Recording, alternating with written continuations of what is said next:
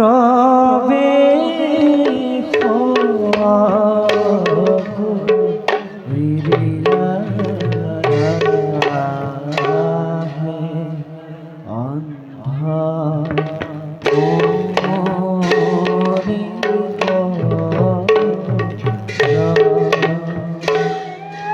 সঙ্গে সৰে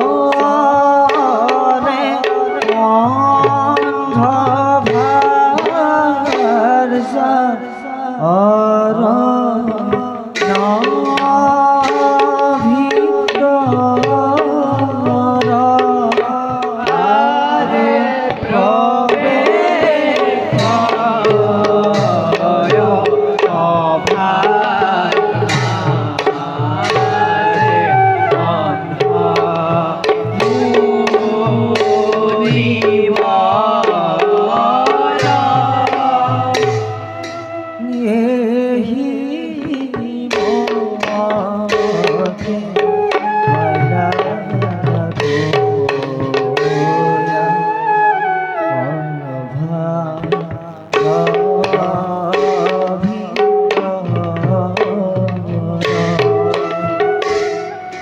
ৰাম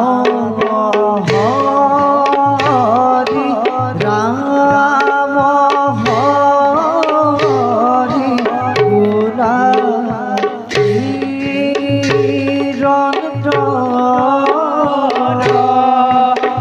হৰে ৰাম হৰি ৰাম হৰি ভোলা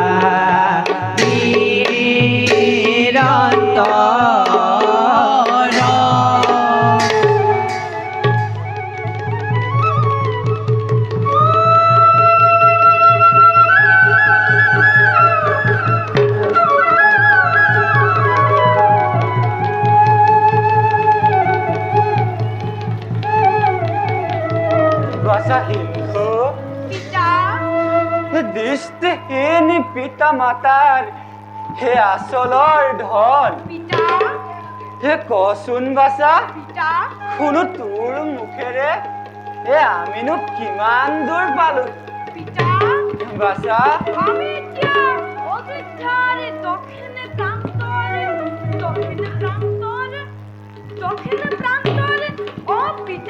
বাছা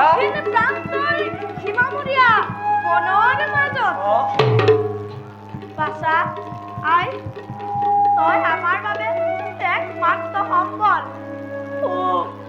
মাতৃ হৈও নেদেখিলো নিজ পুত্ৰৰ মুখ খেলি গলি বাছা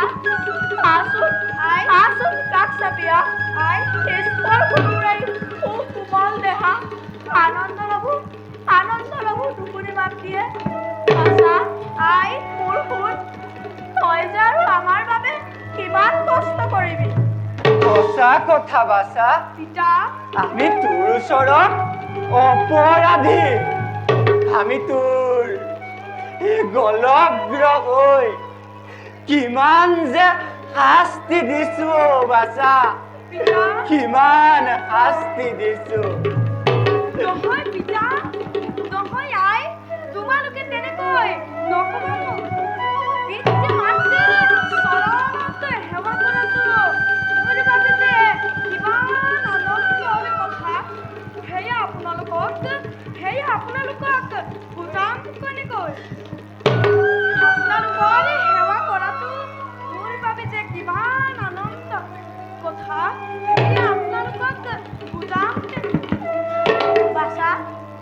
সেৱা কৰাৰো এটা নিৰ্দিষ্ট বয়স আছে এই সুকোমল বয়সতে তই যে আমাৰ বাবে কিমান কষ্ট কৰিছ সেয়া আমি সহ্য কৰোঁ কেনেকৈ মই কি কষ্ট কৰিলোঁ আই যি পিতাৰ বাবে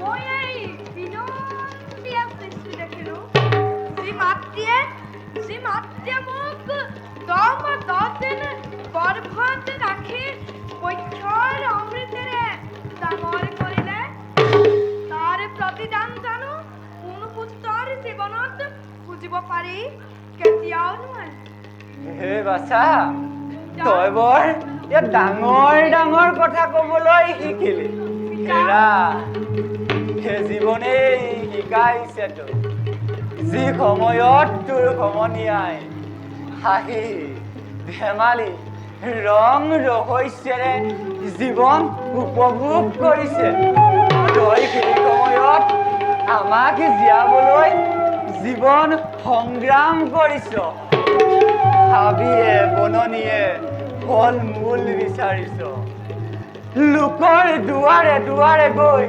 ভিক্ষা মাগিছ কেতিয়াবা ভোকত কেতিয়াবা অনিদ্ৰাত তোৰ জীৱন পাৰ হৈছিল যাৰে জহে ৰ'দে বৰষুণে তিতিবুৰি তইনো আমাক কিয় জীয়াই ৰাখিছ বাছা কিয় জীয়াই ৰাখিছ আমাক অন্ত হলেও আপোনালোকৰ সহায়ত থাকিবই সাহস পাওঁ পিতা বাছা বাৰ পিতাৰ ভাই বাছা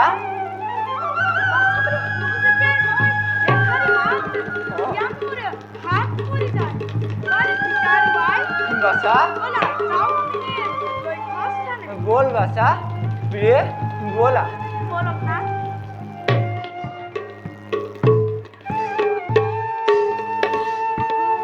শুন তইতো কৈছিলি আমি এতিয়া অযোধ্যাৰ দক্ষিণ প্ৰান্তৰ সীমামূৰীয়া অৰণ্যৰ মাজত কিন্তু বাছা তোৰতো শুনা নাই কোনো পশু পক্ষীৰ মাত ধৰাৰ বুকুলৈ সন্ধিয়া নামি আহিল নি বাছা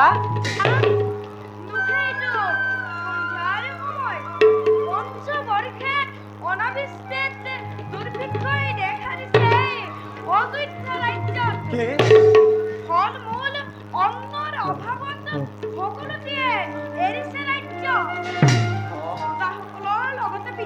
প্ৰজাসকলৰ লগতে কি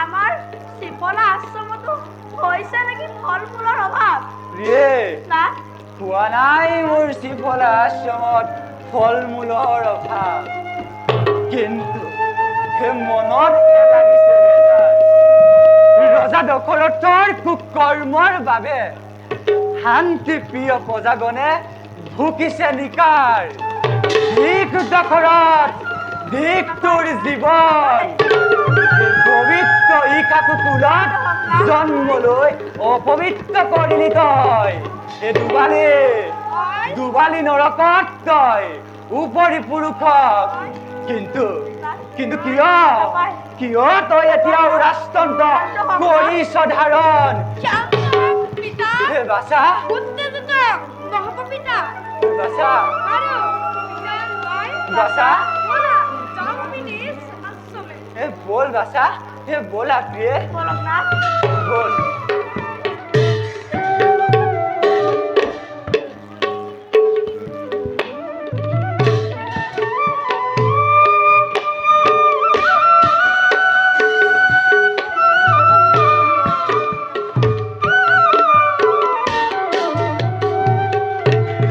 কৃষ্ণ হরি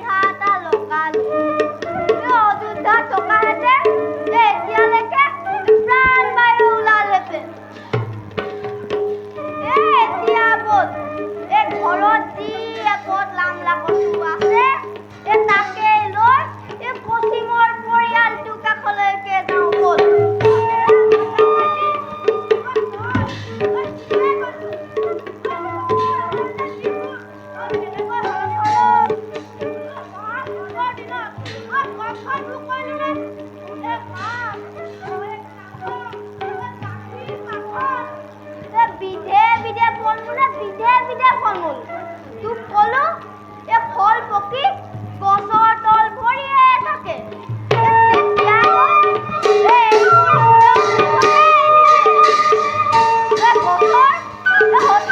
ফল খাইছিলো আমি তোৰ দিননো কলৈ গ'ল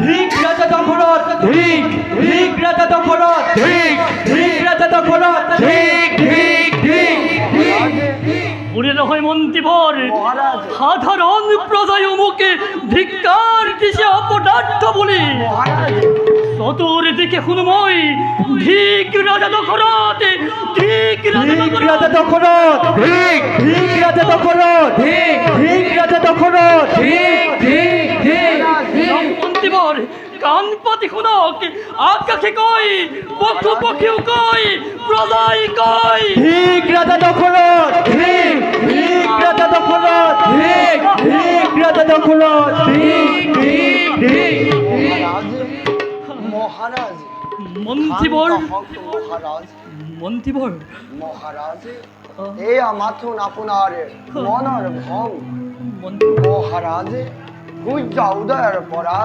সূৰ্য অস্তালৈকে বিনা আহাৰে গমন কৰাৰ বাবে হয়তো আপুনি মানসিক আৰু শাৰীৰিকভাৱে দুৰ্বল হৈ পৰিছে মন্ত্ৰীবৰ বলক ঘূৰি যাওঁ ৰাজকাৰেঙলৈ বিশ্ৰামে আনি দিব প্ৰাণ সজীৱতা বৃশ্যাম বৃশ্যাম শেষ হৈ গ'ল মন্ত্ৰীবৰ বৃশ্যাম শেষ হৈ গ'ল মন্ত্ৰীবৰ বৃশ্যাম কৰি কৰি মই প্ৰিয় প্ৰজাজনক মই ঠেলি দিলো মৃত্যুৰ মুখলৈ মহাৰাজ এবাৰ সতৰ্কময়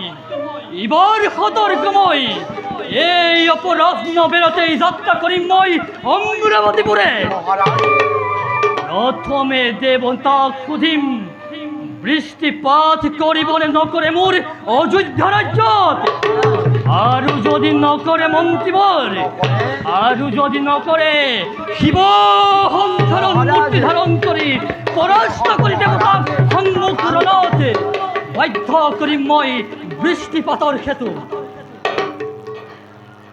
বাৰু মন্ত্ৰীবৰ মহাৰাজ আপুনি যাওকে মোৰ অবৰ্তমানত আপুনি এই প্ৰণাক পালিব ভালদৰে মহাৰাজ যাওক মন্ত্ৰীবৰ আদেকে ধাৰ্য মহাৰাজ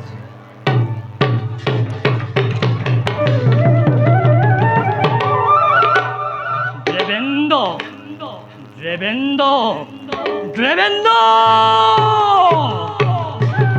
অহংকাৰৰ উচ্চ শিখৰৰ পৰা নামিবলৈ প্ৰস্তুত হোৱা ঐ আছো ৰাজা দশৰথ অম্বুবাবতীপুৰে দেবেন্দ্ৰ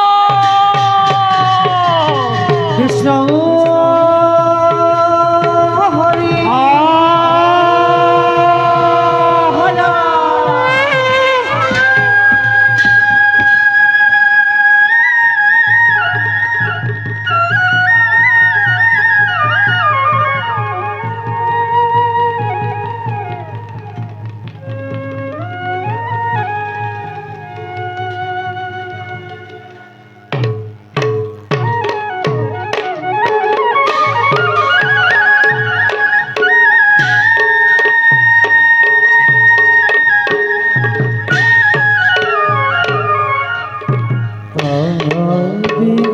দেখিলা খবৰাজে ইন্দ্ৰাণী শশী প্ৰবেখিলা অভামাজে ইন্দ্ৰাণী শশী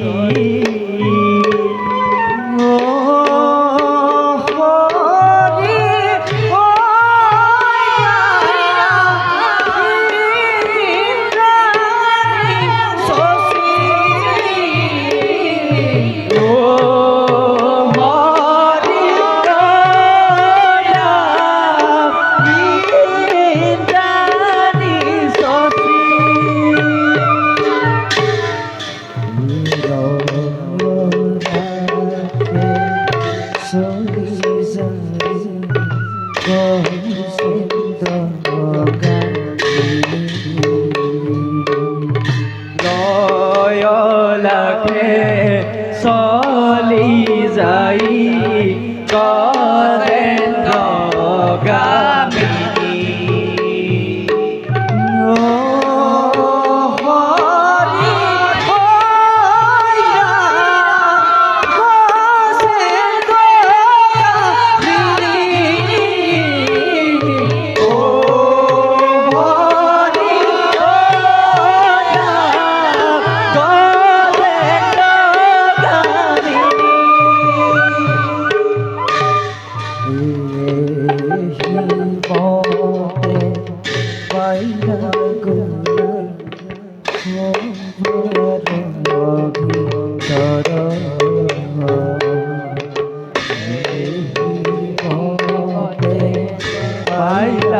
গয়া ভাদ ভিতৰ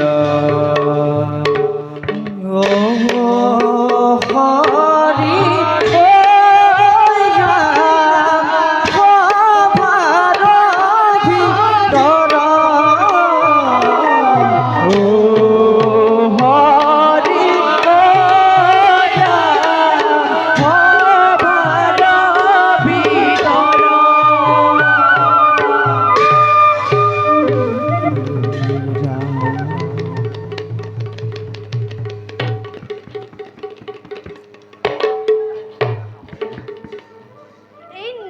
শশীময় স্বৰ্গৰ ৰাণী ত্ৰৈলোক্যৰ শ্ৰেষ্ঠ সম্পদৰ গৰাকী দেবেন্দ্ৰ মোৰে স্বামী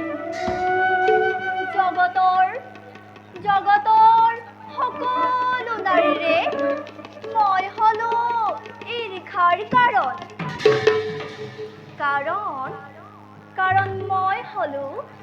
কাৰণ মই হলো ইন্দ্ৰাণী শশী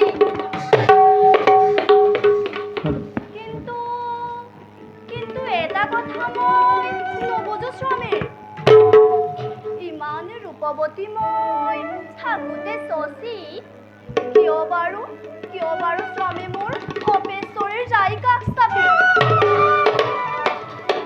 পুৰুষৰ নুবুজো মন অবলা নাৰীয়ে যাওঁ এতিয়া স্বামী মোৰ আহি পাব ৰাজসভাৰ পৰা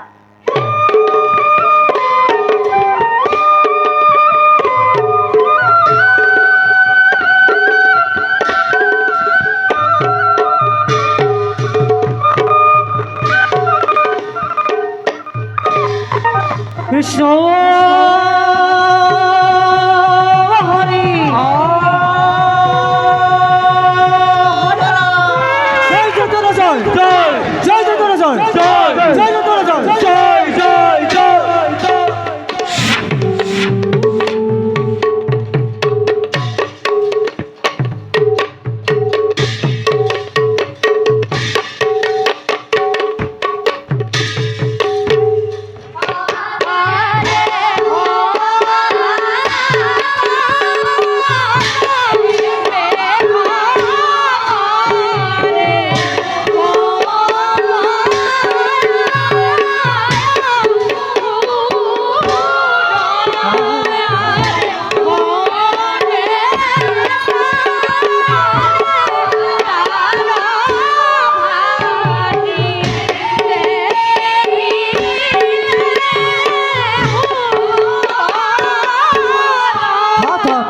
Rina Zidni Naki Day, Didi Day, Day das Tau, Kita Zidni Naki Day, Didi Day, Day das Tau, Dina Teni, Tata Teni, Kiti Dagir Zidni, Dina Day, Day.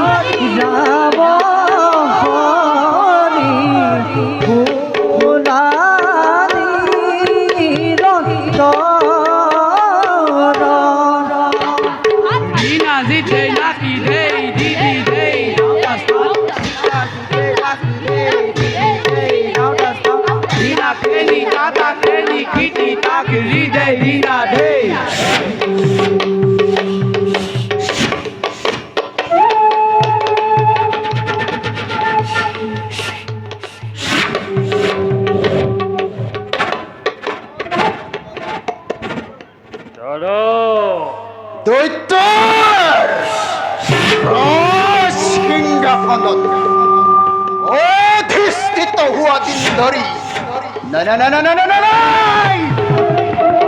আজি পৰ্যন্ত মই নাপালো মনৰ শান্তি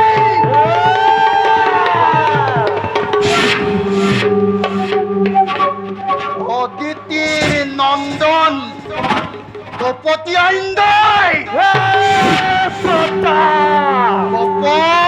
চালনারে অমরাবতী হস্তগত করে বঞ্চিত করেছে দৈত্যক স্বর্গ করে পড়া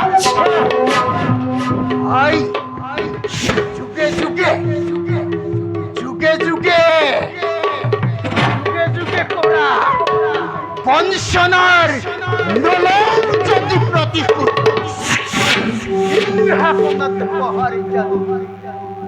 যুক্তি আছে কথা কথা দাদা দৈত্যর গৌরকে জন্মিল আমি দৈত্য গুণর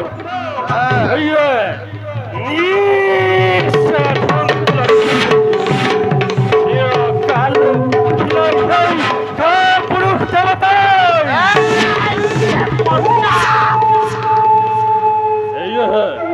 আরে দিও দাদা তুরন্ত আক্রমণ করি অমরাবতীপুর ধ্বংস করি ইন্দ্রিন দত্ত দেখাও জগতাত দরবার ভগবতী কিমান অনস্পৃহা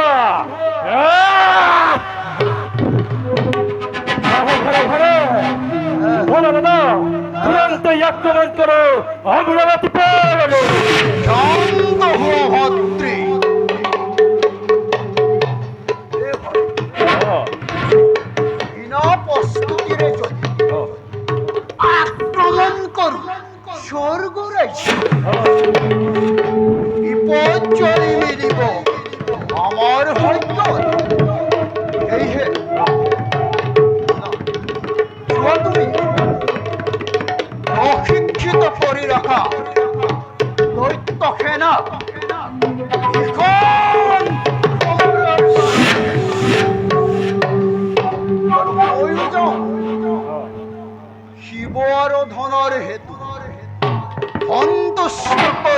মহাদেৱ কঠোৰ তপস্যাৰে লাভ কৰি লওঁ মই মনোমত বৰ তাৰ পাছত সম্ভাৰ দৰে কিবা দৰে স্বৰ্গপুৰ ৰাখে দেবেন্দ্ৰই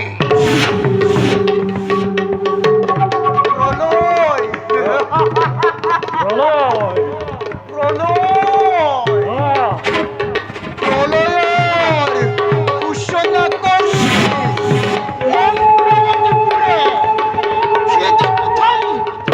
খেদি প্ৰথম দেবতা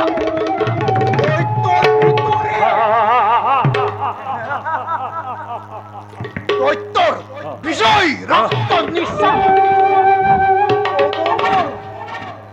লোহৰে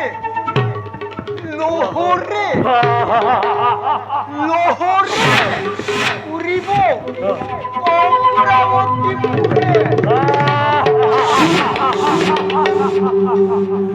কিন্তু দাদা যদিহে নিদিয়ে শিৱই মনোমত বৰ তেতিয়া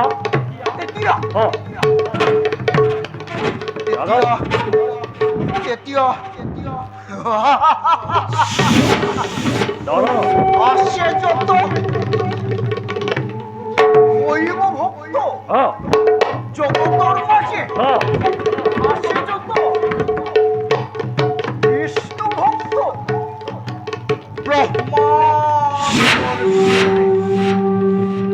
ব্রহ্মালোকে ধরি আনি জ্বলন্ত অগ্নিত মই করিম নিক্ষেপ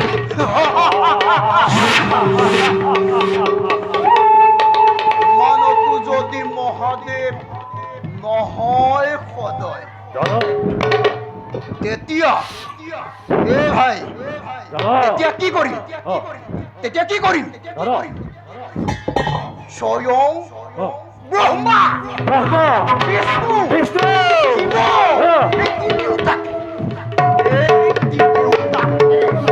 ধৰি আনি বলি দি চৈত্য কুণ্ডত মই হম তলুশ্বৰ জাগ্ৰত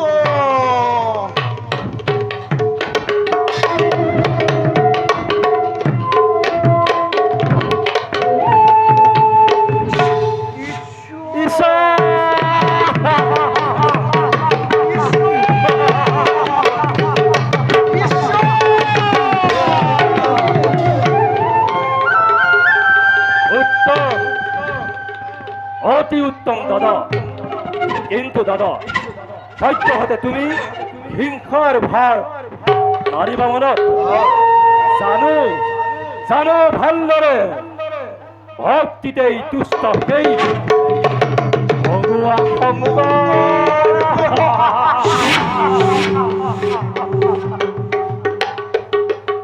সেয়েহে দাদা যোৱা তুমি শিৱৰ আৰাধনাৰ হেতু আৰু মই এই শিক্ষাত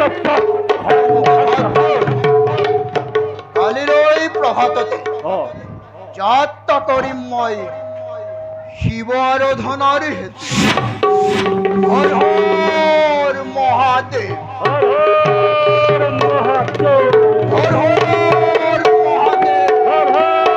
মহাদেৱ হৰ হৰ মহাদেৱ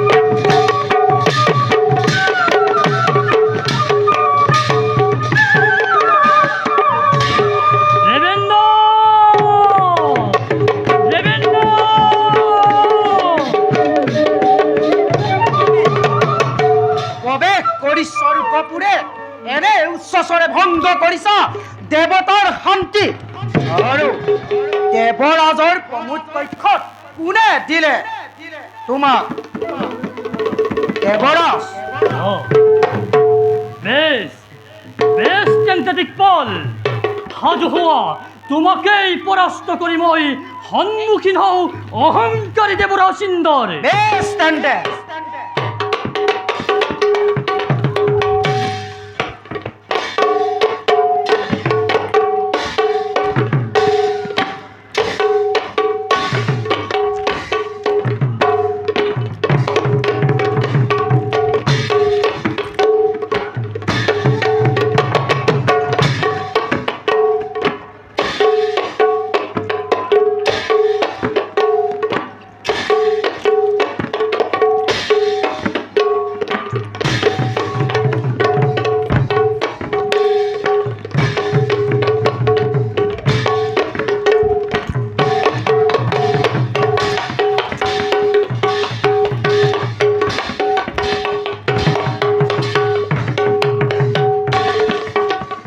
কলই কলই পলাবিহের মূর্খ দেবতা, শব্দ ভেদিবান বাড়ি মুহূর্ততে তোকে করিম ধর হরি।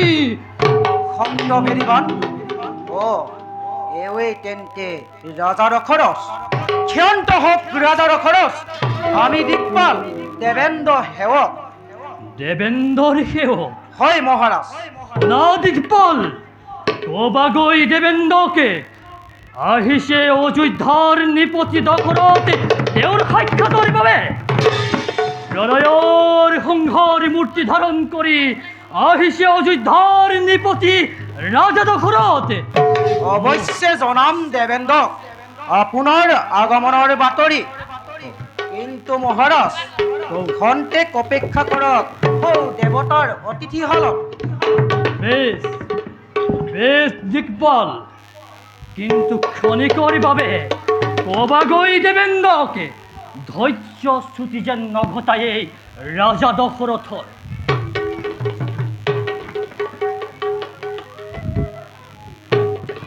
যাওঁ যাওঁ মই অতি শীঘ্ৰে জনাংগৈ মই দেৱেন্দ্ৰক ৰাজা দশৰথৰ আগমনৰ বাতৰি, নহ'লে দশৰথ নামৰ এক বিপ্লজয় ধুমুহাই স্বৰ্গপুৰ কৰিব ধ্বংস। যাওঁ যাওঁ মই।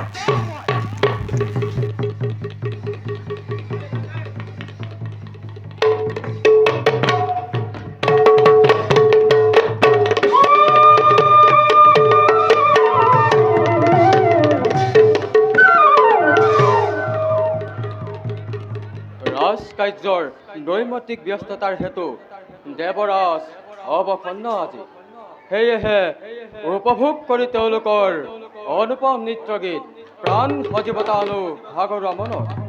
কিন্তু কি দিকপাল দিকপাল, প্ৰণাম দেৱৰাজ। এয়া কি হৈছে দিকপাল?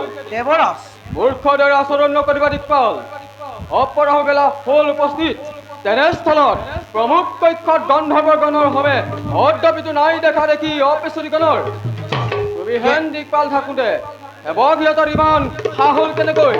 দেৱৰাজ তেওঁলোকৰ নাই কোনো অপৰাধ, আপোনাৰ মনোৰঞ্জনৰ বাবে কৰোঁতে ব্যৱস্থা আগমিলে স্বৰ্গপুৰী নিৰ্পতি প্ৰধান ৰাজা দশৰথ। ৰাজা দশৰথ দেৱৰাজ এতিয়া তেওঁ দেৱতাৰ অতিথি হলক আপোনাক সাক্ষাৎ পাবৰ বাবে জনাইছে তেওঁ প্ৰাৰ্থনা। দিকপাল, দেৱৰাজ তুমি নাজানা নেকি প্ৰমোদৰ সময়ত নকৰে সাক্ষাৎ কাকুৱে দেৱপুৰন্দৰে আৰু নিচিনো কোনো দশৰথ নাম ধৰি মৈত্ৰৰ মানৱ।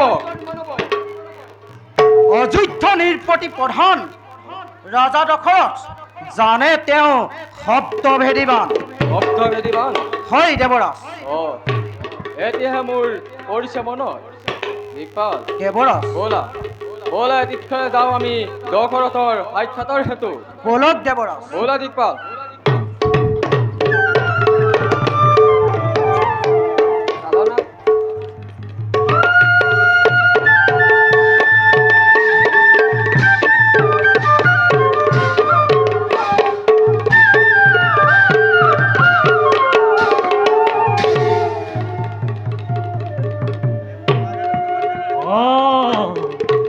গ্ৰহণ কৰে দেবতাৰ আতিথ্য অহনাই দখৰত স্বৰ্গৰ ভোগ লাভৰ হেতু লাগে লাগে লাগে মোক ৰাজ্যৰ উচিত সমাধান। মহান ইক্ষ্বাকুকুলৰ ৰজা দশৰথ, এই দেৱেন্দ্ৰই আপোনাক কৰিছে প্ৰণিপাত। দেৱেন্দ্ৰ, প্ৰতি নমস্কাৰ দেৱৰাজে কৰিব গ্ৰহণ। হে মৈত্ৰৰ নৃপতি ৰাজন, কওক দেৱেন্দ্ৰ। কওকচোন, এই দেৱেন্দ্ৰই আপোনাক কিদৰে কৰিব সাহায্য? সাহায্য? হয় ৰাজন। দেৱতাৰ সাহায্যৰ মোক নাই প্ৰয়োজন। মাত্ৰ কওক দেৱৰাজ, আপোনাৰ অধীনস্থ মেঘগণে বৃষ্টিপাত কৰা নাই মোৰ অযোধ্যা ৰাজ্যত। ৰাজন, শুনক দেৱেন্দ্ৰ, আজি জলৰ অভাৱতে, আজি অন্নৰ অভাৱতে অযোধ্যাৰ দক্ষিণ প্ৰান্তৰ ৰজাগণে গুঞ্জিছে নিগাৰ। দেশান্তৰ হ'বলৈও কৰিছে আৰম্ভ। আনকি পক্ষীগণেও ধিক্কাৰ বচনেৰে ত্যাগিছে এই অযোধ্যা চিৰদিনলৈ। শুনক দেৱেন্দ্ৰ, যদিহে নকৰে ইয়াৰ প্ৰতিকাৰ, অমংগল সন্নিহিত আজি এই অমৰাৱতীপুৰৰ। যথাৰ্থৰে কোট স্বাভাৱিক আপোনাৰ। দেৱৰাজ, হে মৈত্ৰৰ নৃপতি ৰাজন, কওক দেৱৰাজ। এই ক্ষেত্ৰত এই দেৱেন্দ্ৰই বিনয়েৰে অক্ষমতা কৰিছে স্বীকাৰ। দেৱৰাজ, হয় ৰাজন, গ্ৰহপতি শনি পূৰ্ণ দৃষ্টিৰ হেতু হোৱা নাই আপোনাৰ ৰাজ্যৰ দৃষ্টিপাত। কি ক'লে দেৱেন্দ্ৰ? গ্ৰহপতি শনিৰ বাবে হোৱা নাই মোৰ অযোধ্যাত পঞ্চমৰ্ষি বৃষ্টিপাত। হয় ৰাজন, সেয়েহে গমনকাৰী গ্ৰহপতি শনিৰ পাশে সুমধুৰ বচনেৰে ব্যাহত কৰক পূৰ্ণ দৃষ্টি ৰোহিণীৰ পৰা। অনুৰোধ হয় ৰাজন। অনুৰোধ নকৰে ৰাজা দশৰথে। শুনক দেৱৰাজ, গ্ৰহপতি শনি বুলি নকৰে পূজন। শৰীৰত আছে মোৰ অসীম শক্তি, প্ৰলয়ৰ মূৰ্তি ৰূপ ধৰি পৰাস্ত কৰি শনি গ্ৰহক বাধ্য কৰিম বৃষ্টিপাতৰ হেতু। বাৰু দেৱৰাজ, আমি এবে মাগিছো বিদায়। এতিক্ষণে সাক্ষাৎ কৰিমগৈ গ্ৰহপতি শনিক।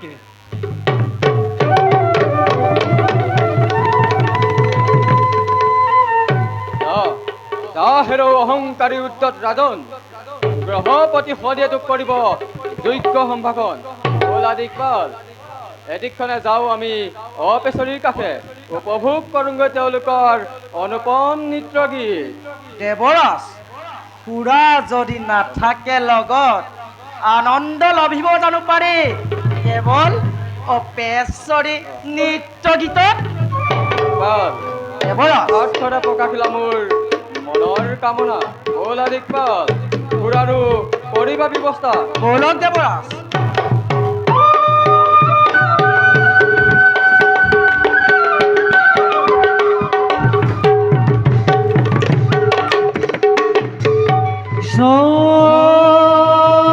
হৰি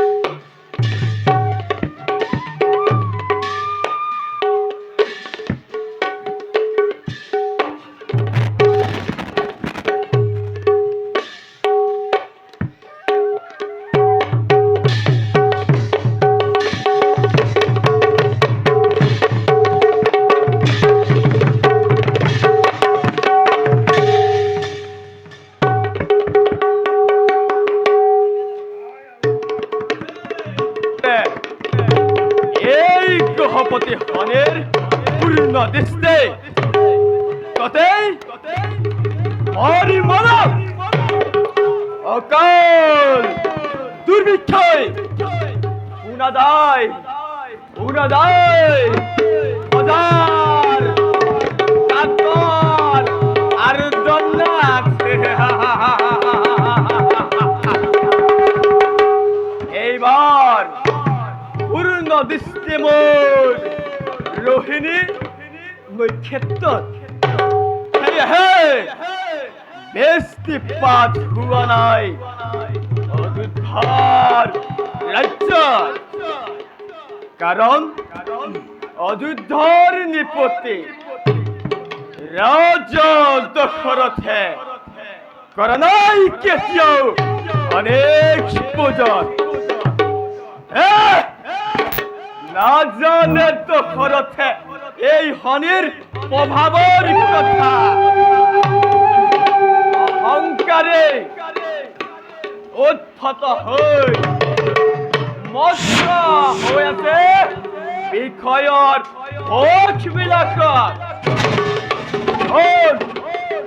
হেৰকিয়াভিমানে মতদণ্ড ৰাজা দশৰথ যে দিনলৈকে তই এই গ্ৰহপতি হনেক নৱহেবে হৰণ বৃষ্টিপাত কদাপিতো নহ'ব তোৰ অযোধ্যাৰ ৰাজ্যত তোক আৰু তোৰ প্ৰজাগণক যন্ত্ৰণা ভোগক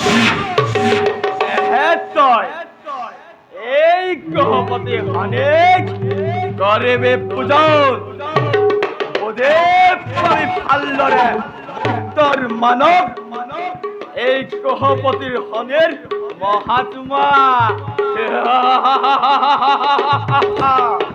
কাৰণ তোতেই দৃষ্টি মোৰ তোতেই প্ৰলয়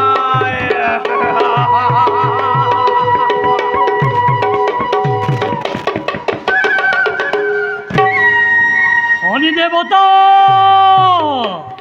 হনি দেবতা হনি দেবতা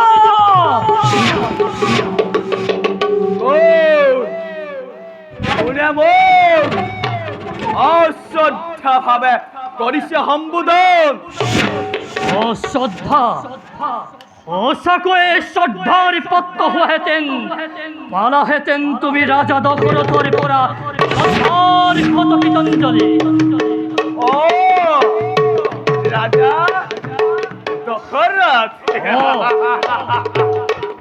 অযোধ্যাৰ নিপতি তোৱা কিয় আহিলা এই গ্ৰহপতি হনেৰ পাশে আত্ম পৰিচয় দিবলৈ গ্ৰহপতি অজৰ পুত্ৰ অযোধ্যাৰ নিপতি দশৰথৰ আত্ম পৰিচয় কিবা প্ৰয়োজন প্ৰয়োজন আছে গ্ৰহপতি অন্যেৰ বিৰুদ্ধে প্ৰজাৰ কল্যাণেৰ অৰ্থে এই ৰাজা দশৰথে কিমান ভয়ঙ্কৰ মূৰ্তি ধাৰণ কৰিব পাৰে তাৰ পৰিচয় দিবলৈ তুমি মোক ভীতি প্ৰদৰ্শন কৰিছা ৰাজা ভীতি প্ৰদৰ্শন নহয় দেৱতা প্ৰমাণ দিবলৈ মাত্ৰ তুমি কোৱা ৰোহিণীৰ পৰা পূৰ্ণ দৃষ্টি তোমাৰ ব্যাহত হ'ব কেতিয়া এয়া গ্ৰহপতিৰ নিজ ইচ্ছাধীন গ্ৰহপতি আৰু সামান্য মানৱৰ ভীতিৰ প্ৰদৰ্শনত এই গ্ৰহপতি হনেৰ নহয় বিচলিত নিজ লক্ষ্যৰ পৰা যাৰ দৃষ্টি স্বয়ং শিৱ পুত্ৰৰ হৈছিল মুণ্ডপাত গ্ৰহপতি তেনেস্থলত মৰ্ত্যৰ মানৱ হৈ বীৰত্ব পৰাকাষ্ঠ নকৰা প্ৰদৰ্শন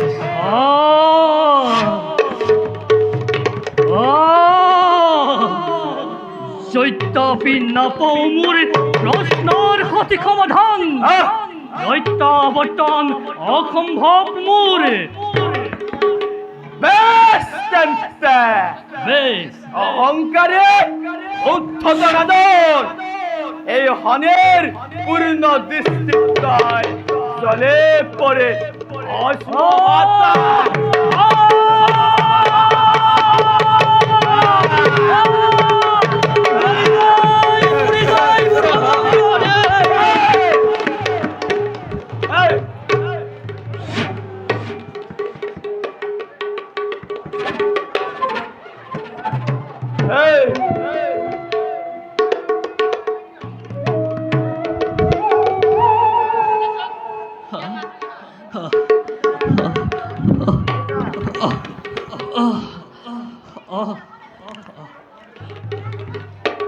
এবার এবার নিষ্ঠার না পাবি এই রাজা দশরথর পরা।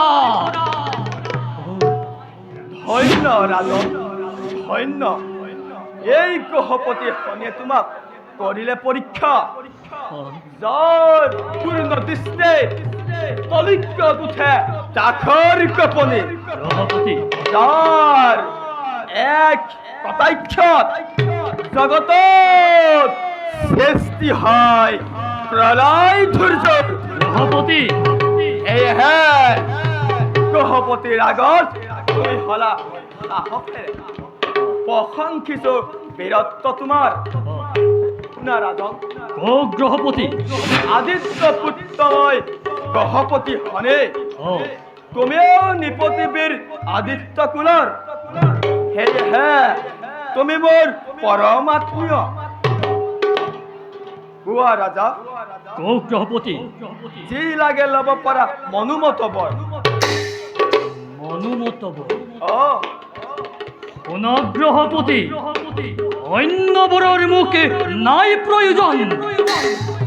মাত্র মাত্র তুমি রোহিণীর পর পূর্ণ দৃষ্টি ব্যাহত করি বৃষ্টিপাত করাও কুমুর অযোধ্যা রাজ্যতে। এ হব মোর মনোমতবর। সেয়ে হ'ব ৰাজন, এই মুহূৰ্ততে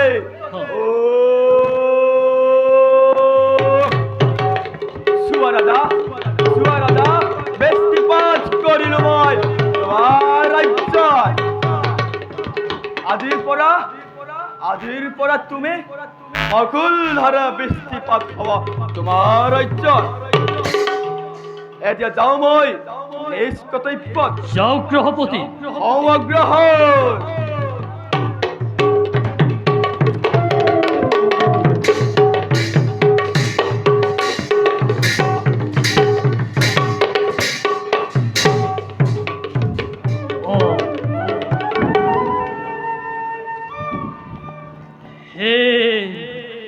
হে দেব পক্ষী রূপে ত্রাণকর্তা তুমি মোর বিপদর বন্ধু, সত্যরে তোমার দিয়া পরিচয়।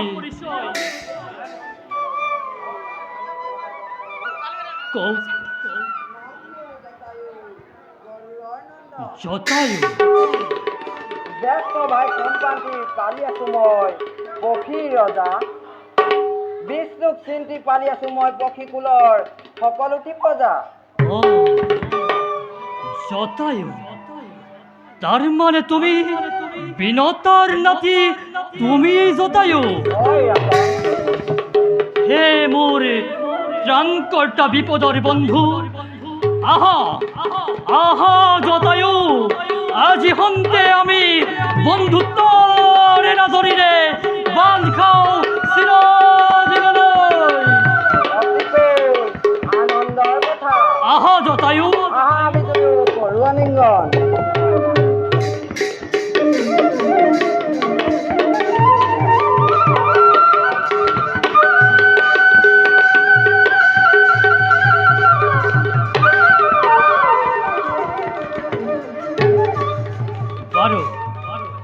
বারো জটায়ু, আমি দুই যাও বলা ও রাজকারিঙর বৃশ্যামর হেতু।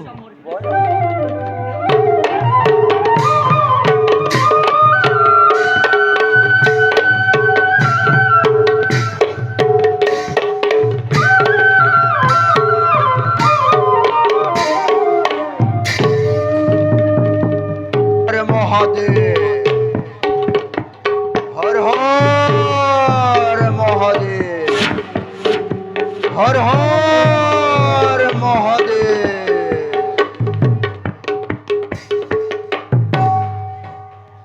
গহীন অরণ্যই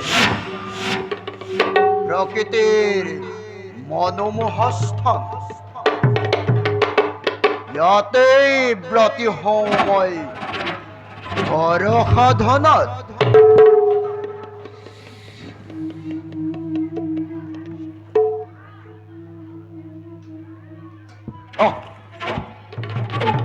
ইয়াৰ আগে আসে মোৰ কৰ্তব্য বিষয়ে তপস্যাত ব্ৰতী হওয়াৰ পূৰ্বেই সুৰক্ষিত কৰুস্থান মায়াবিদ্যা বলে।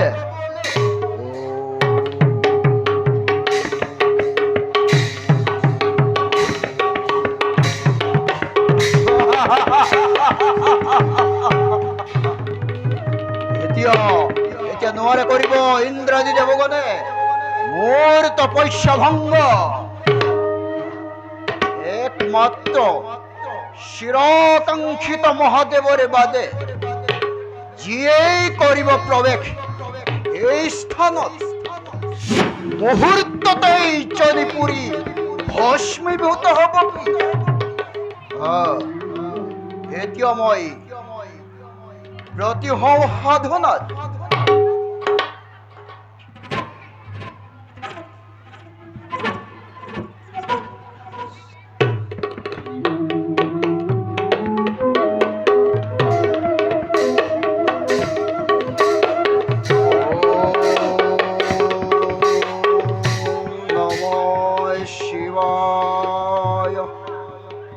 त्रयंवकं यजामहे सुगन्धे पुष्टिवर्धनम् उर्वारुकमिव बन्धनाय मित्रो मक्षीय मामृतत् मित्रो मुक्षेय मामितत्।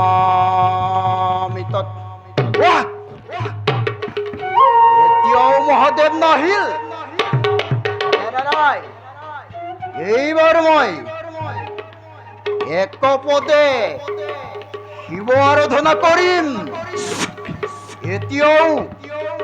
এতিয়াও মহাদেৱ অচলাচল।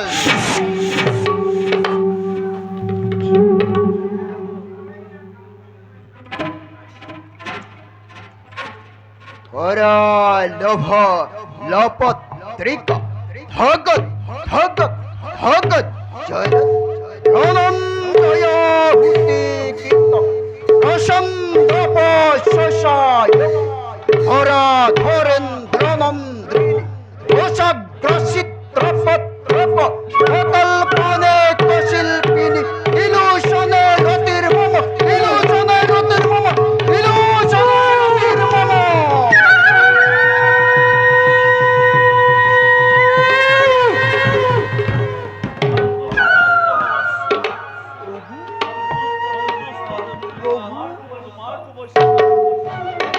অধম ভক্তর সেবা করিব গহন প্রভু।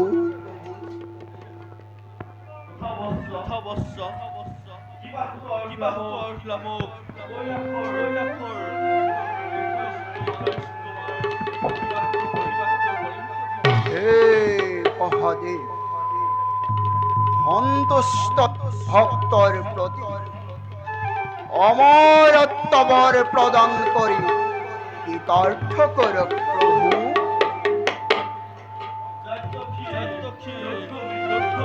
অর্থাৎ প্রভু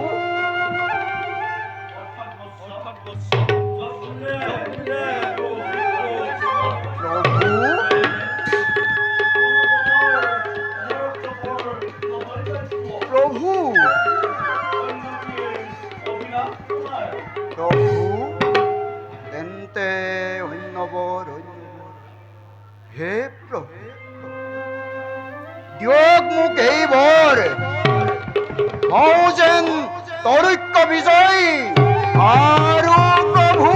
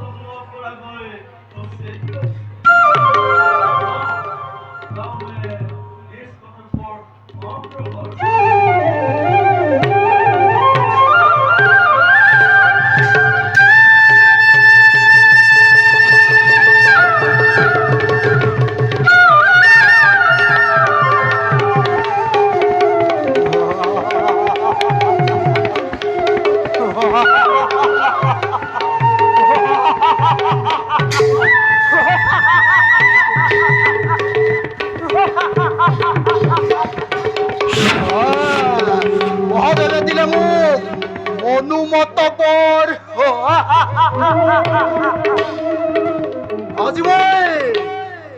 আজ মই তরিক্ত বিজয়। যাও যাও মই এই শুভবার্তা ভাতৃক জনাও সোনকালে। ভাতৃ ভাতৃ ভাতৃ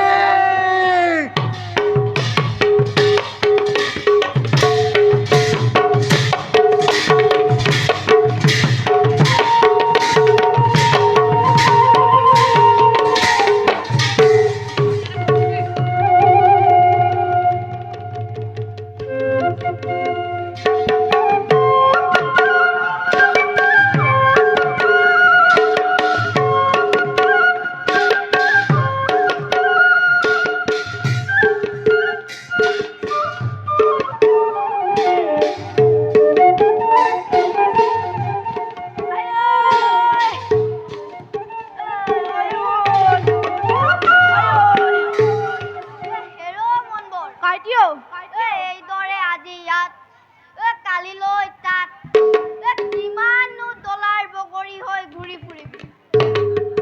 ৩ বছৰ খাই খাই জীৱনটো টানিব নোৱাৰিম যেনে পাইছো। এইদৰে যদি ৰৈ ৰৈ গৈ থাক আজি পুৰণা গাঁও নেপাবিগৈ। সিহঁতবোৰে চাগে গোটেই ভুল হলেগৈ। অযোধ্যাত বৰষুণ হোৱাৰ পৰাই আমাৰ দৰে ভগনীয়া পদাবোৰে উভতিবলৈ আৰম্ভ কৰিছে। ৰজা দশৰথকো কিন্তু মানিছো দেই। দেৱৰাজ ইন্দ্ৰকো হেনো বাধ্য কৰালে বৰষুণ দিবলৈ। হেনেহেন ৰজাক তোৰ মোৰ নিচিনা মুখমতীয়ে কম কম কথা গাইছিলো নে বাৰু? ৰজা দশৰথ তোমাক ইয়াৰ পৰাই প্ৰণাম জনালো। তই আৰু পকলাখন বাদ দে। ৰংমন ধনবৰতে চাগে গোটেই ভুল হলেগৈ। শস্য মস্য বোলে ৰাজ্যখন আকৌ উপচি পৰিল। এইদৰে যদি ইয়াত দেৰি কৰি থাক পিছত হাবি ভাঙি খেতি মাটি মুকলি কৰিব লাগিব। তইতো জানই মোৰ পৰিয়ালৰ কথা। জানো জানো পাতি ধাৰিয়ে দুধাৰিকৈ পেল পেলকে ল'ৰা ছোৱালী সোপা জন্ম দিলি। এতিয়া খাৱলি খাই ঘূৰি ফুৰিছে। অলপচোন ভৱিষ্যৎ নে মন কাই দিও। তোৰনো কম মোতকৈ দুটামানহে কম। এতিয়া বল পুৰণা গাঁৱৰ ফালে লিং ধৰো। বল কাইটি বল।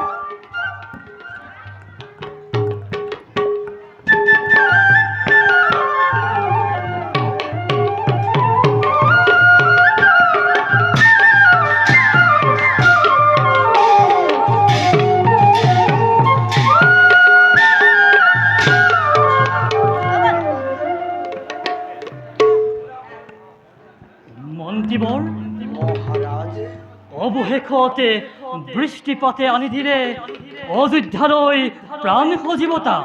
মহাৰাজ এতিয়াহে মন্ত্ৰীবৰ মই সস্তৰে নিশ্বাস ল'ব পাৰিছো। মহাৰাজ মন্ত্ৰীবৰ আজি অযোধ্যাৰ সকলো প্ৰজাৰ মুখে শুনো কেৱল আপোনাৰে নাম।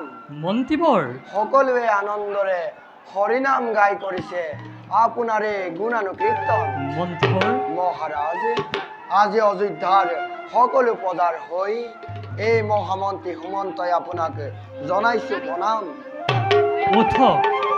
উঠক মন্ত্ৰীবৰ। মহাৰাজ মন্ত্ৰীবৰ, মহাৰাজ অন্ন বস্ত্ৰ বাসস্থানৰ উপৰিও প্ৰজাগণক বহি শত্ৰুৰ পৰাই ৰক্ষা কৰাই ৰজাৰ প্ৰধান কাম। হয় মহাৰাজ। মাত্ৰ মই সেই ধৰ্মহে পালন কৰিছোঁ মন্ত্ৰীবৰ। পিছে মন্ত্ৰীবৰ, পিছে কি মহাৰাজ? ব্যস্ত থাকি ৰাজ্যৰ শাসন আৰু প্ৰত্যাশিক কাৰ্যতে একেবাৰে লাগিছে বিৰক্তি। সেয়েহে মন্ত্ৰীবৰ মোৰ যাবলৈ মন যায় মৃগয়াৰ সেতু।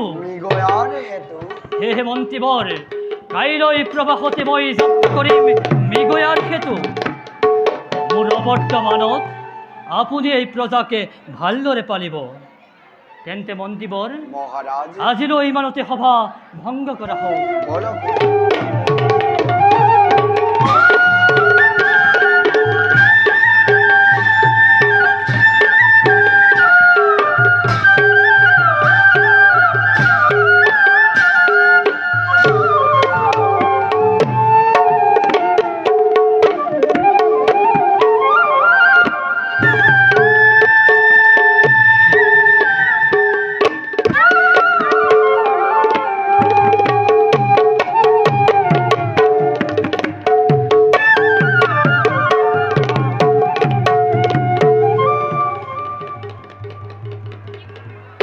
সিন্ধু পিতা দৃষ্টিহীন পিতা মাতাৰ বাবে তই আৰু কিমান কষ্ট কৰিবি। পিতা হে ভগৱান, আমাৰ এই যন্ত্ৰণাময় জীৱনৰ অৱসান কেতিয়া হ'ব? পিতা বাছা আৰু আই বাছা, তোমালোকে দুখ নকৰিবা। বিধাতাই পৃথিৱী লিখিলে ইয়াতে তাকে আজি বিধাতাৰ দান বুলি গ্ৰহণ কৰা বৃণা প্ৰতিবাদে। এয়া বিধাতাৰ দান নহয় বাছা, এয়া আমাৰ নিজ কৰ্মফল। নিজ কৰ্মৰ ফল? বাছা নুবুজিলো আই, ব্যক্ত কৰি দূৰ কৰা মনৰ সন্দেহ। তেন্তে শুন বাছা, পিতা সেয়া বহু দিনৰ আগৰ কথা। তই তেতিয়া স্থিত হৈছিলি মোৰ গৰ্ভত। মহামুনি তিজেতা আহিছিল আমাৰ আশ্ৰমে। তোৰ মাতৃ আৰু মই জানিছিলো তেওঁৰ মহিমাৰ কথা। সেয়েহে গৈছিলো মুনিবৰৰ চৰণ সেৱাৰ উদ্দেশ্যে। কিন্তু দেখি তেওঁৰ কুৎসিত পদযুগল ঘৃণাতে আমি দুয়ো মুদিছিলো চক্ষু। টিকালজ্ঞ মুনিয়ে আমাক আশীৰ্বাদ কৰিলে প্ৰস্থান। তেওঁৰ প্ৰস্থানৰ লগে লগে আমাৰ দৃষ্টি শক্তিও আমাৰ চক্ষুৰ পৰা কৰিলে প্ৰস্থান। অনন্ত বাছা, অনন্ত অন্ধকাৰে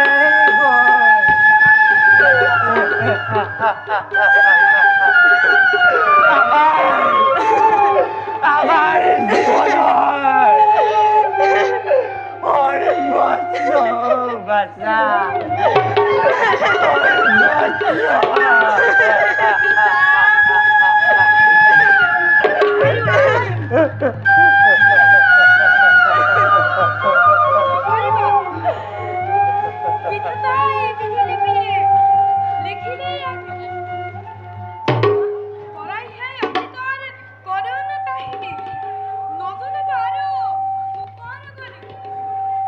কৰ্ম দুঃখে যদিও বা অন্তক কৰিলে গ্ৰহণ,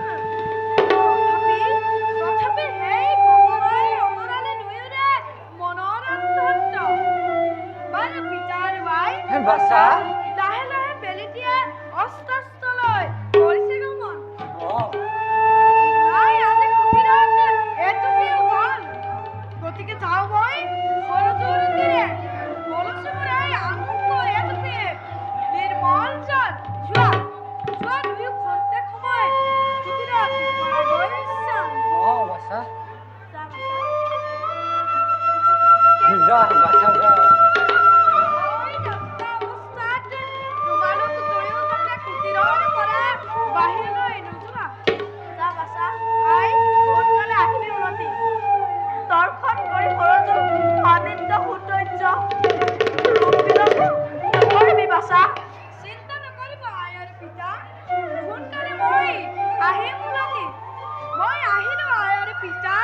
যা বাছা যা।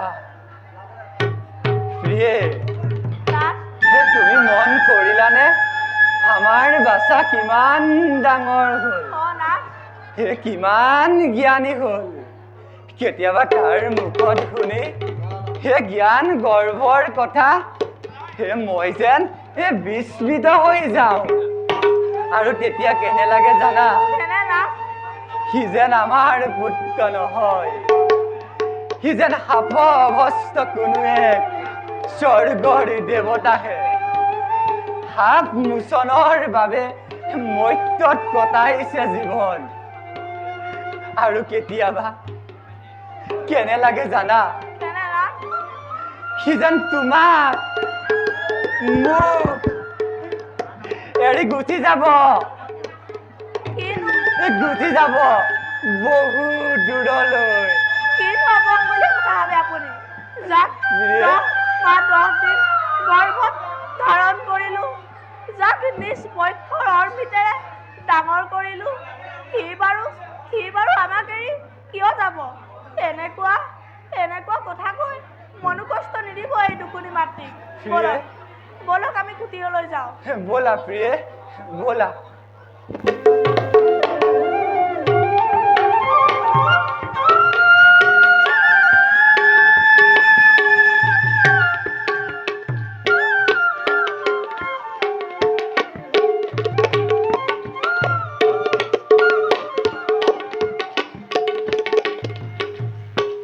কৃষ্ণ হৰি হৰে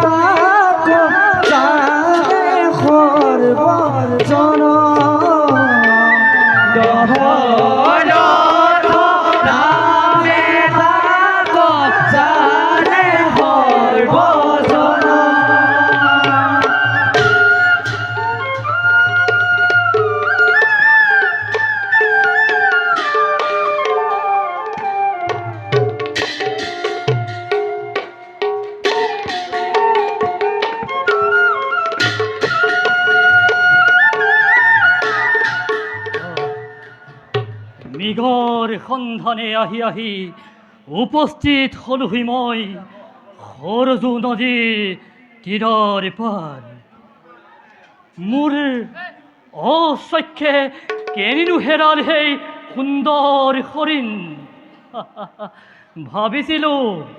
ভাবিছিলো জীৱন্তে ধৰি সেই দুৰ্লভ জীৱক উপহাৰ স্বৰূপে প্ৰদান কৰিম মোৰ তিনিও মহিষীক। খন্তেক হলেও পাহৰিব সন্তানহীনতাৰ সুখ। আচৰিত, দূৰৈত শুনিছো ঋণী ঋণী সৰজুৰ কুলু কুলু ধ্বনি। বুজিছো, আৰু দূৰ আগবাঢ়ি যাওঁ।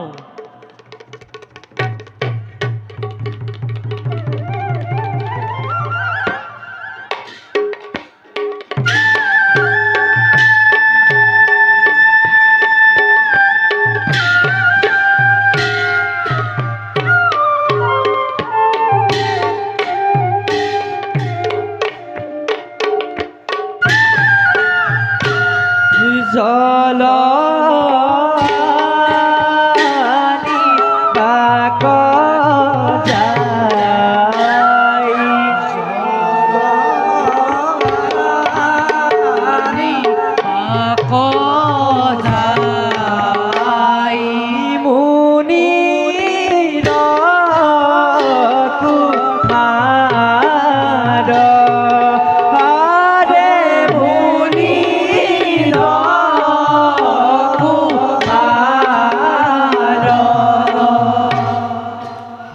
হাতে জল ধত ধরি হাতে জল ধত ধরি ধীরে ধীরে যাই চলি আরে ধীরে ধীরে চলে রাম হরি রাম হরি রাম হরি রাম হরি ভুলানি রন্তর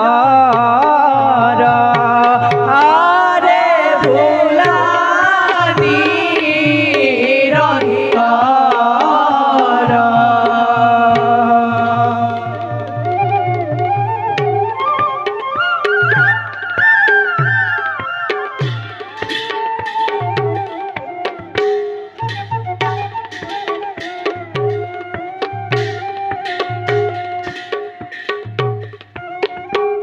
সদায় দেখোনা খরচ নদী খরে প্রতিদিনে নয় পরে পাতে প্রতিভাত হয় হত মোর কুলু কুলু হরজোর খুললিত ধ্বনিয়ে এক অপূর্ব হাঙ্গতেক মূর্ছনার করিছে সৃষ্টি আহা যেনে চাও দেখা পাও প্রকৃতির রূপ মনোহর অন্ধ পিতামাতাৰ দায়িত্ববে আমাৰ হ'ব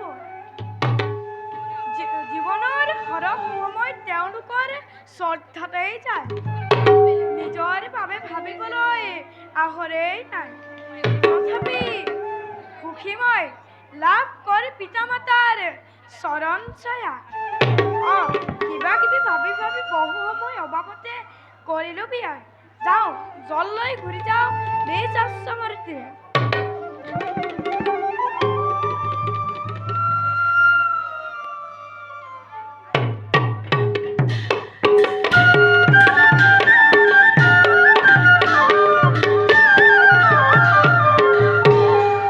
দশরথ রাজাই হইল পতন্দর রাম হরি রাম হরি পুরাণী নিরন্তর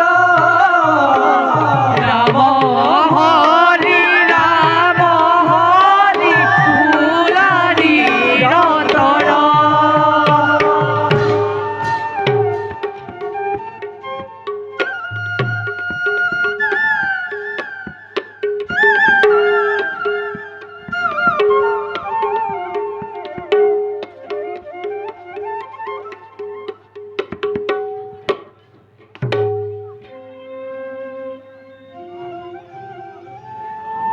ভাহি আহিছে অদ্ভুত শব্দ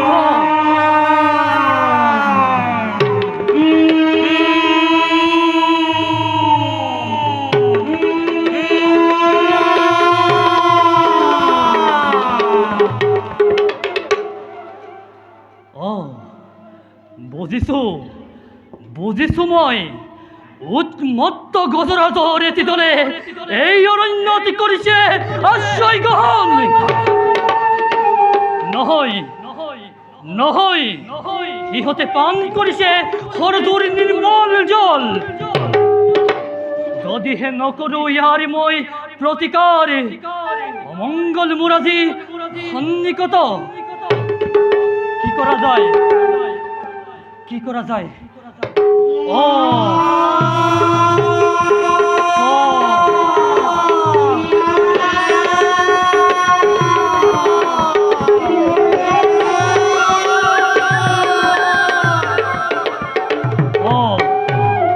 বুজিছো শব্দ ভেদি বান মাৰি সিহঁতকে বাধা দিয়াৰ ব্যৱস্থা কৰো নতুবা মোৰ আজি অমংগল সন্নিকট যা যা হেৰো শব্দ ভেদিবান শব্দ অনুসাৰে গৈ নিজ লক্ষ্য অতিক্ৰম গৈ আগত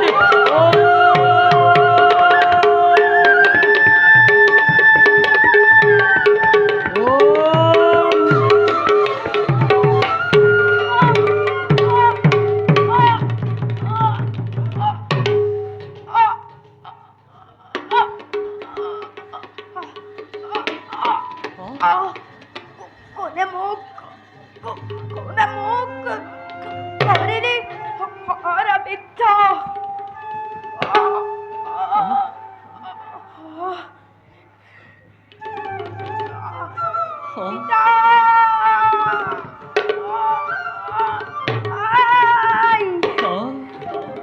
তোমাৰ সন্তানৰ বিলাই এইটো গজৰাজ শুনা পাওঁ কোনো মনুষ্যৰ কাতৰ আত্মনাদ কি মোৰ ঘৰত বিদ্ধ হ'ল কোনো এক মনুষ্য এয়া মই কি কাৰ্য কৰিলোঁ হে প্ৰভু এয়া মই কি কাৰ্য কৰিলোঁ যাওঁ মই তেওঁক বাধা দিয়াৰ ব্যৱস্থা কৰোঁ তেওঁক মই ৰক্ষা কৰোঁ নতুবা তেওঁৰ মিলিব মৰণ গৈ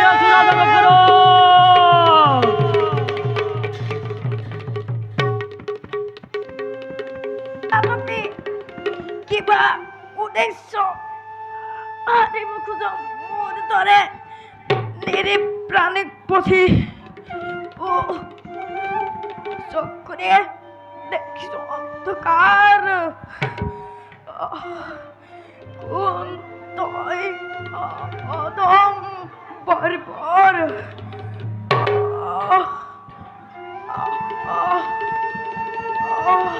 ক'ত আছা হে অৰ্জুন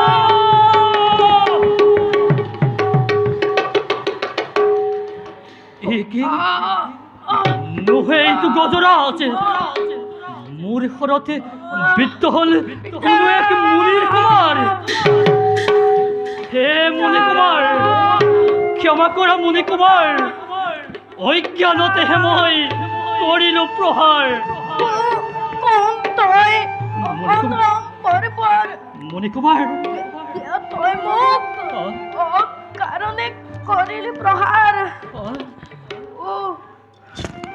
দেখে দেখো অন্ধকাৰ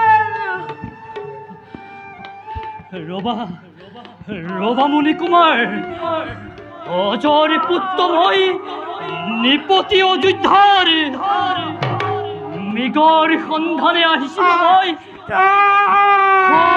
সৰজুৰ তীৰে এনেতে শুনিলোঁ মই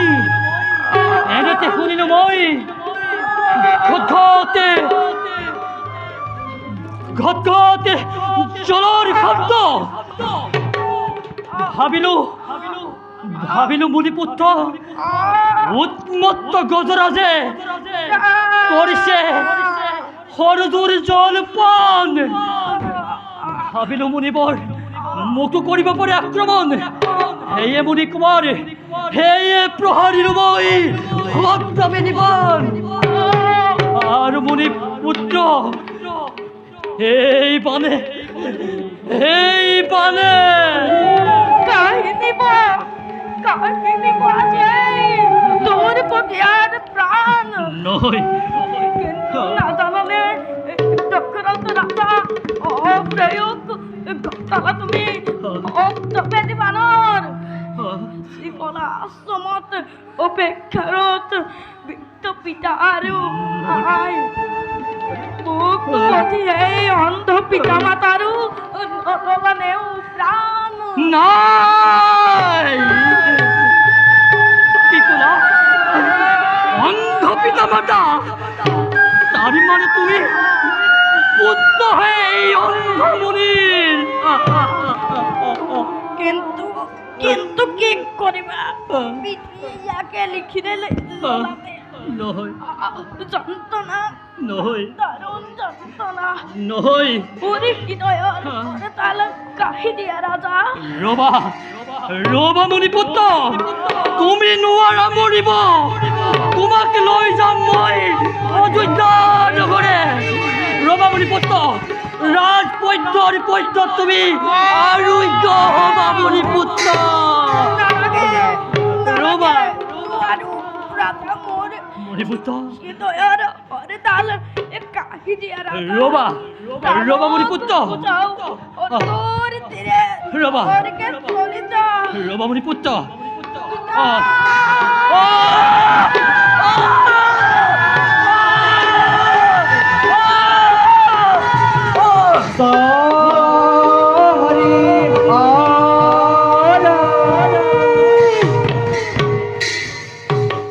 চোৱা মুনিপুত্ৰ মই তোমাৰ শৰীৰৰ কাঢ়ি দিলো মুনিপুত্ৰ মুনিপুত্ৰ মুনিপুত্ৰ হে মুনিপুত্ৰ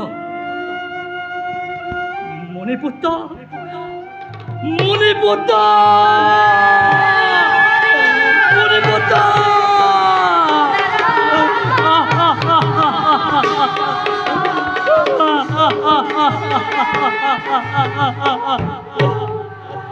হে মুনিপুত্ৰ তুমি ৰাজা দশৰথক পাপ সাগৰতে নিমজ্জিত কৰি গুচি গলা স্থানলৈ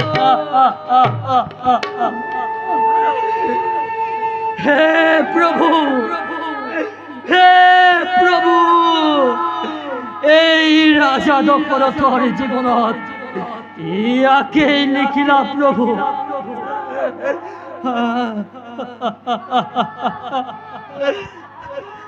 কি কৰো প্ৰভু পথ মুখ কৰা প্ৰদৰ্শন হে প্ৰভু পথ মুখ কৰা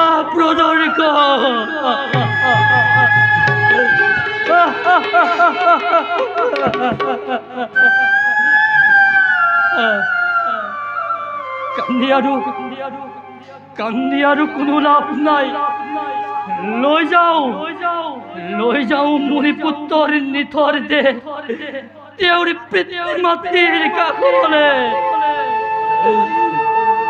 নাজানো আজি দশৰথৰ ভাগ্যত মিলিব কি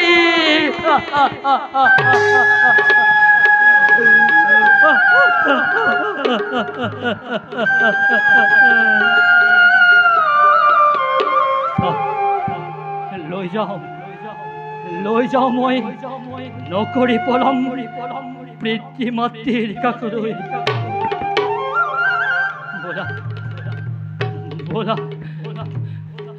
বলা এই পাপী দশৰথক নিমজ্জিত কৰি গুচি গলা বলা বলা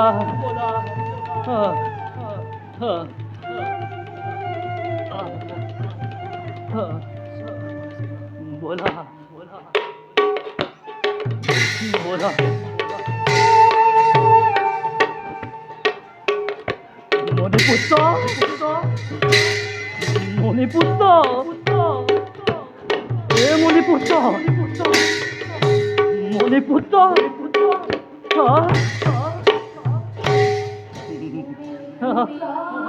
প্ৰভু ৰবা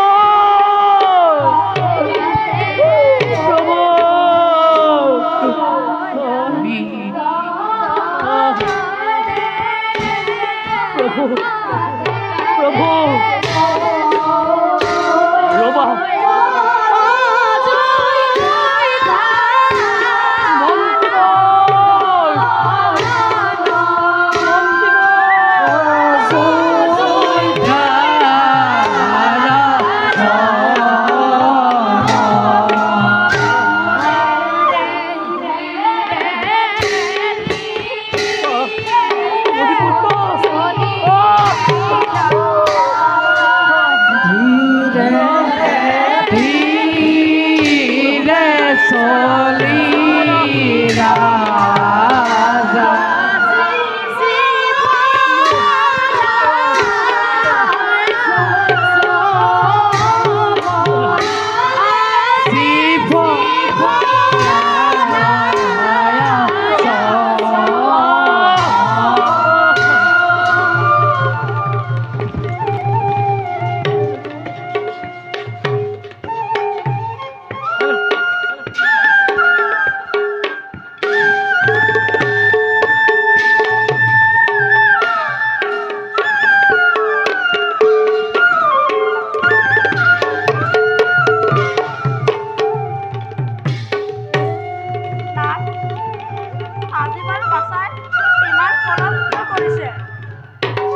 বাছাৰ কিবা অঘটন অন্য দিনটো নহলে তাই ইমান বিলম্ব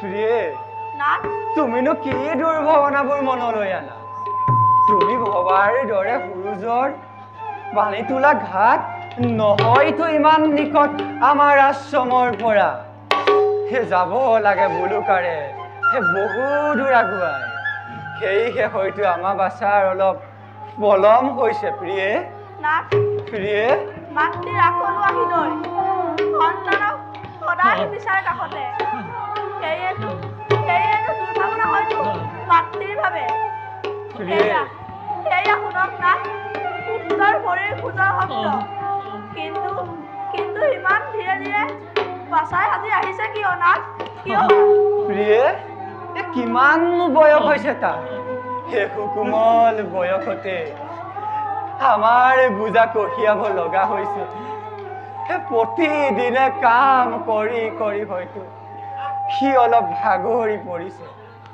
তাতে খৰালিৰ সময় খোজখনো যায় বহু দূৰ আগুৱাই তাৰ চাগে অলপ ভাগৰ লাগিছে বাছা